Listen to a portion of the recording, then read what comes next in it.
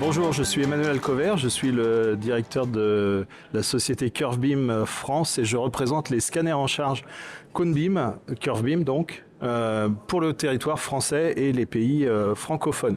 Nous sommes aujourd'hui au congrès de la FCP à Strasbourg et donc je suis en compagnie avec quelques-uns des chirurgiens du pied et de la cheville qui ont adopté cette technologie. Donc Philippe Baudet, chirurgien du pied de la cheville depuis 12 ans, équipé du Conebeam depuis 6 ans.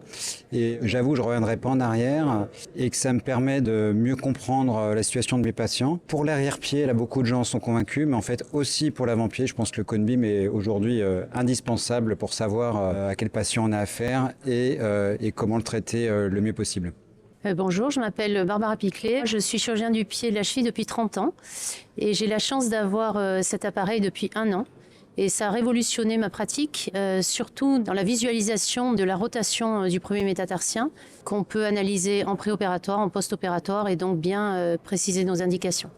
Bonjour, Mario de Munoz, je suis chirurgien pied et cheville, installé depuis 10 ans et depuis 2 ans je suis installé maintenant dans un centre médical qui est dédié au pied et à la cheville. En créant ce centre, on a souhaité s'équiper donc à Conebeam pour pouvoir avoir toute l'imagerie en charge et donc avoir une image qui soit à la hauteur de la technologie qu'on met en place. Je suis le docteur Lins, chirurgien du pied depuis plus de 15 ans et installé depuis 10 ans à la clinique de l'Union à Toulouse et j'ai l'honneur d'être l'intervieweur et vous les interviewés. Je souhaite remercier monsieur Alcover et son équipe de nous accueillir aujourd'hui.